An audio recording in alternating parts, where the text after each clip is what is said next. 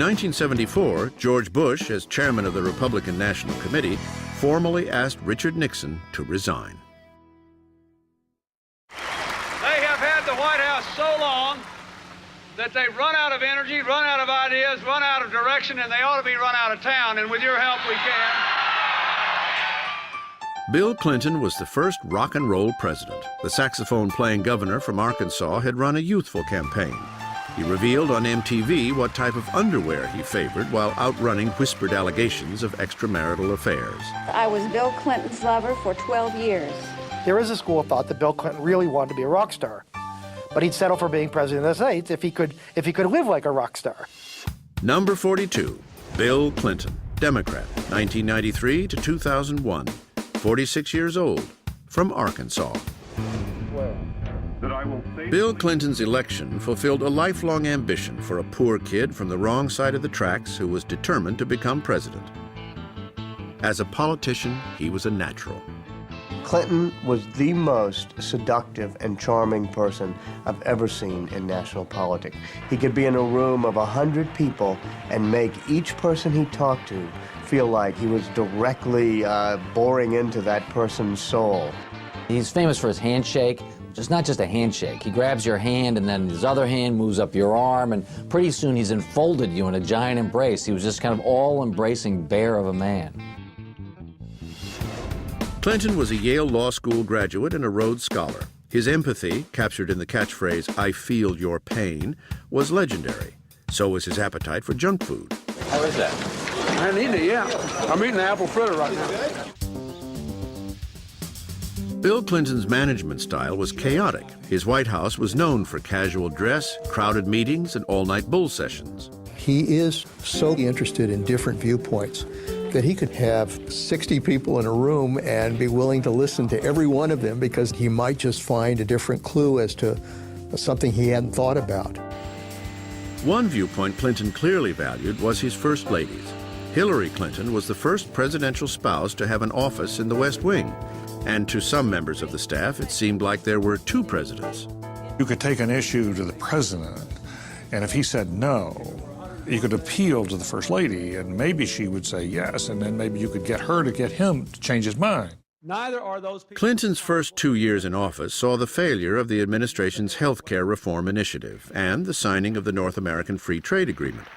Thanks in part to the vehemence of Clinton's political enemies, the young presidency was already being defined by the types of investigations and scandals that would eventually consume it. Travelgate, Whitewater, and the filing of a sexual harassment lawsuit against the president by Paula Jones. In the 1994 midterm elections, a resurgent Republican Party gained control of both houses of Congress for the first time in 40 years. He was clearly depressed by the loss that had taken place.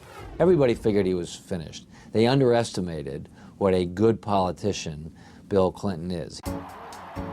Clinton made a move towards the political center, using public opinion polls as his guidepost. But he was challenged at every step by his newly minted nemesis, Republican Speaker of the House, Newt Gingrich.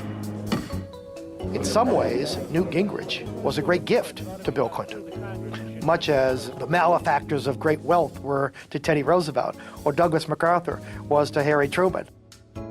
It was in the budget negotiations late in 1995 that the battle between Clinton and Gingrich came to a head. With the threat of a government shutdown looming, Gingrich tried to force Clinton into making concessions on Medicare and education spending. But the president refused to compromise. At that point, I said to myself, the president gets it, because in politics, you really do have to draw a line. And at that point, he understood that he had to draw a line. And I think it was a turning point in the presidency. Clinton's risk paid off. He was able to paint Gingrich and the Republicans as the cause of the government shutdown, forcing them to an eventual budget compromise. It was a great political victory. But during the shutdown, most of the paid White House staff was sent home, which allowed an unpaid intern named Monica Lewinsky to get unusually close to the president. With his convincing re-election in 1996, Clinton's political comeback was complete. Taking advantage of the booming American economy, he was now able to steer Congress to balance the federal budget for the first time since Andrew Jackson's presidency. Then the bubble burst. In August 1998, Clinton's Oval Office affair with Monica Lewinsky became public when the former intern was called to testify in the Paula Jones sexual harassment case. That was the beginning of Lewinsky Gate and the scandal that just totally consumed Bill Clinton's presidency. I did not have sexual relations with that woman. When you make a mistake, you got to fess up and do it fast. If he had said, I made a mistake with this young woman, I'm sorry, it would have been controversial, been hard. But I think the country would have rallied to him and we could have been spared the impeachment process. Instead, on December 19, 1998, Bill Clinton became only the second president in history to be impeached. As had happened with Andrew Johnson 130 years earlier, the momentum of the impeachment process sputtered when it came time to vote him out of office. Neither the American public nor the United States Senate found Clinton's lying about his sex life to be an adequate reason for his removal. I think 100 years from now, historians are still going to be scratching their heads on the question of the impeachment of Bill Clinton. Was it an impeachable offense? Well, it was impeachable only because it was caught up in this strange and bitter politics that really defined the 1990s. It was a dangerous sideshow because while we were all concentrating on Bill Clinton's sexual peccadillos, Osama bin Laden in the mountains of Afghanistan was preparing a plot that was going to kill 3,000 Americans.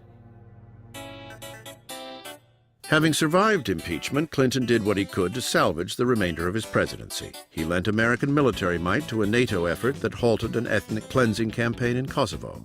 And he made a bold but unsuccessful effort to revive the faltering peace process between Israel and the Palestinians. By the time he left office, Bill Clinton had presided over the longest economic expansion in American history, yet his legacy will always be clouded by his impeachment. You're not going to have kids queuing up in Little Rock at his presidential library to see the NAFTA pen under glass. People look for drama in history, and the great drama of the Clinton years, unfortunately, was his impeachment problem and the Lewinsky scandal, and that's what he has to live with.